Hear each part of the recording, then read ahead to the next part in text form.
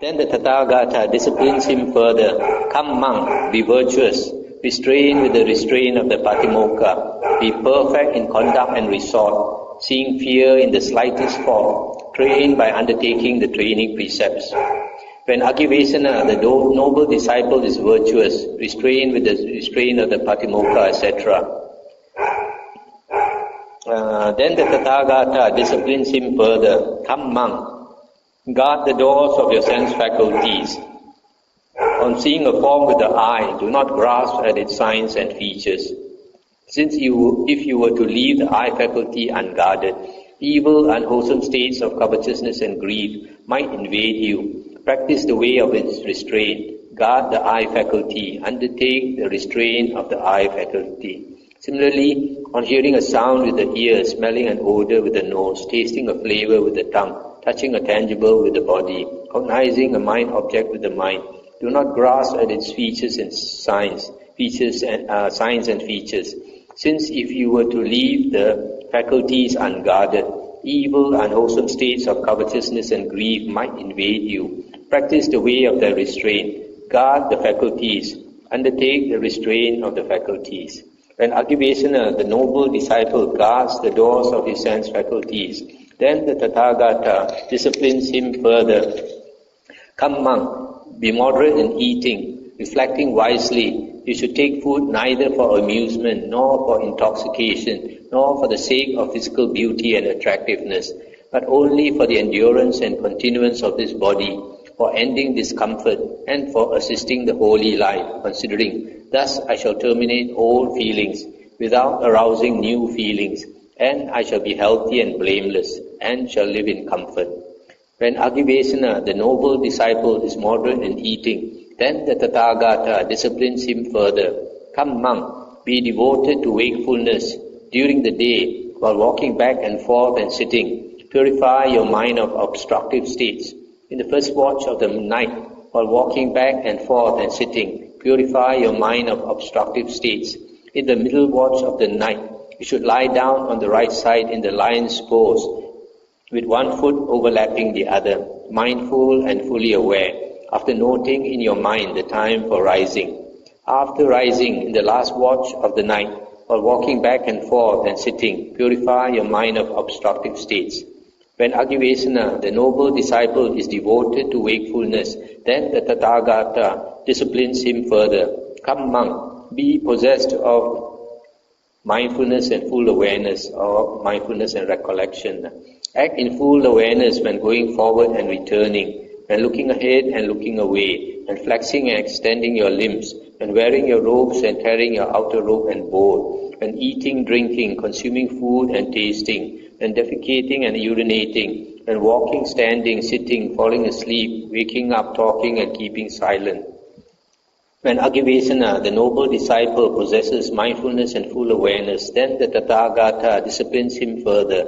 Come monk, resort to a secluded resting place, the forest, the root of a tree, a mountain, a ravine, a hillside cave, a charnel ground, a jungle thicket, an open space, or a heap of straw. Stop here for a moment. So here you see, just like the elephant, he trains one step at a time. So here the Buddha says he disciplines his disciples in the same way. First, they have to keep the precepts. After they renounce, they keep the precepts. Be careful to train to be perfect in conduct and resort. Conduct is there, how they conduct themselves. Resort is where they go to. And then after that, to guard the doors of the sense faculties, the six senses, not to pay too much attention to sight, sound, smells, taste, touch, and thoughts. Then after that, to be moderate in eating, eating only in the morning, not in the afternoon and night, although there are allowances. And then devoted to wakefulness, not to sleep too much, and then to practice mindfulness and recollecting the four objects of sati, the body, feelings, the mind, and the Dhamma. Then after he has trained for 5 years under a senior monk, then he is allowed to resort to a secluded resting place to live alone. He resorts to a secluded resting place, the forest or the root of a tree, a mountain, etc. On returning from his alms round, after his meal he sits down, folding his legs crosswise, setting his body erect and establishing mindfulness in front of him or before him.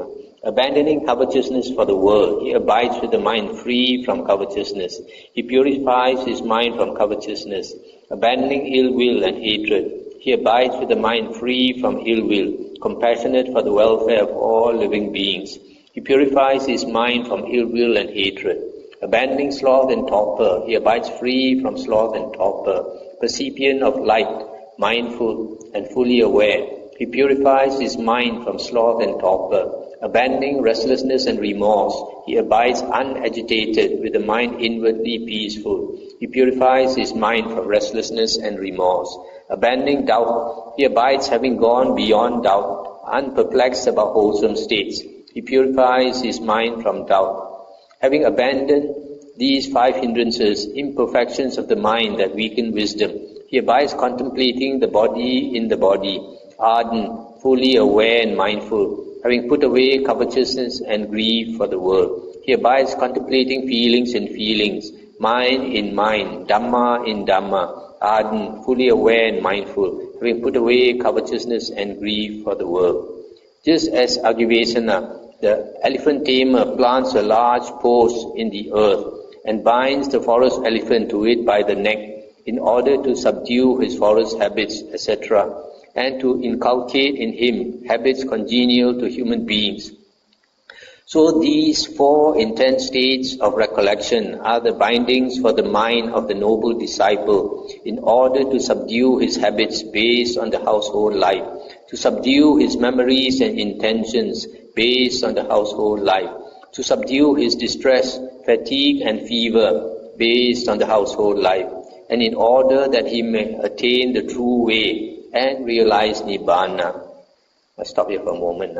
So just like the forest elephant, after you bring him out of the forest, he is very agitated, he's very distressed. So you have to treat him in the right way, and then only he can get rid of this distress and fatigue and all that. So in the same way, as we read in some earlier sutta, when a monk practices mindfulness of the body, mindfulness of breathing, or any one of these meditations, basically is practicing the 4 intense states of recollection and the 4 satipatthana, which are useful to subdue the habits based on the household life, to subdue the memories and intentions based on the household life, to subdue the distress, fatigue and fever based on the household life, and in order to attain the true way and realize Nibbana. So here you see, after he gets rid of the 5 hindrances, then he practices this satipatthana. Then the Tathagata disciplines him further. Come monk, abide contemplating the body in the body, but do not think thoughts connected with the body. Abide contemplating feelings in feelings, but do not think thoughts connected with feelings. Abide contemplating mind in mind, but do not think thoughts connected with the mind. Abide contemplating Dhamma in Dhamma, but do not think thoughts connected with Dhamma.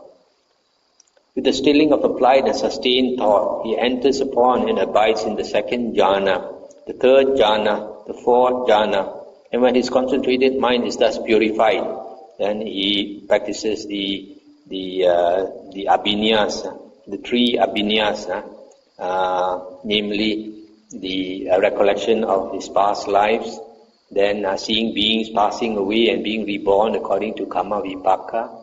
And then the 3rd one is contemplating the Dhamma, so that he attains destruction of the asavas, destruction of the taints. And he understands birth is destroyed, the holy life has been lived, what had to be done has been done. There is no more coming to any state of being. Now, this last part, I'd like you to note, is a very important part. Normally, when the Buddha talks about a monk, After he gets rid of the 5 hindrances, he will attain the first jhana, followed by the second jhana, followed by the third jhana, followed by the fourth jhana. So here you find the description of the first jhana is not here. Instead, you have the second jhana, the third jhana, and the fourth jhana. This means that the practice of satipatthana, which is mentioned here, is equivalent to the first jhana. As mentioned in the Satipatthana Sangyutta, it is said that if a skillful monk practices Satipatthana, his mind must become concentrated. In other words, if a monk practices Satipatthana skillfully in the right way, he must end up with the first jhana. Only a person practicing Satipatthana in a skillful way, in a wrong way, he cannot attain the first jhana. So here is very obvious. Practicing Satipatthana brings one into the first jhana. And from the first jhana, it continues into the second jhana, third jhana, and fourth jhana. So it's very clear, Satipatthana has everything to do with jhana. Not like some monks, Vipassana monks say that Satipatthana has nothing to do with the jhanas. So you see the standard footprints of the Buddha, as is mentioned before, is the 4 jhanas followed by the 3 abhinyas. That is the Bodhisattva path. That monk is able to endure cold and heat, hunger and thirst, and contact with gadflies, mosquitoes, wind, sun, and creeping things. He is able to endure ill-spoken, unwelcome words and arisen bodily feelings that are painful, racking, sharp, piercing, disagreeable, distressing, and menacing to life. Being rid of all lust, hate, and delusion, purge of laws, he is worthy of gifts, worthy of hospitality, worthy of offerings, worthy of reverential salutations, and unsurpassed field of merit for the world. Now, stop here for a moment. So here you see, after the monk has attained arahanthood, liberation, destruction of the taints, then the Buddha says he has got rid of all the flaws, purge of all the flaws. So he's just like the king's elephant, the well-trained and tamed king's elephant. He can endure blows from the spears, and loud sounds, and being stabbed with a knife and all these things.